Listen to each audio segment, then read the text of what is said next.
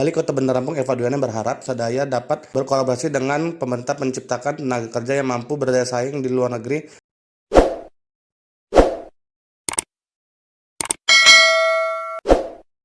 Seusai menemani Menteri Perlindungan Pekerja Imigran Indonesia P2MI Abdul Qadir Karding memberikan materi di kampus Nusa Daya, Jalan Raden Imba Kusuma, Langkapura, Kecamatan Langkapura, Kota Bandar Lampung, Rabu 30 Juli 2025. Ekspornya untuk sekolah untuk anak-anak menjadi tenaga kerja di luar negeri, dan harapan kita semua bisa berkolaborasi, terutama dari sekolah ini. Karena Bunda berharap anak-anak kita yang ada di Bandar Lampung bisa berlatih di sini, bisa juga bekerja bukan hanya di luar negeri. Bunda berharap ada di Bandar Lampung.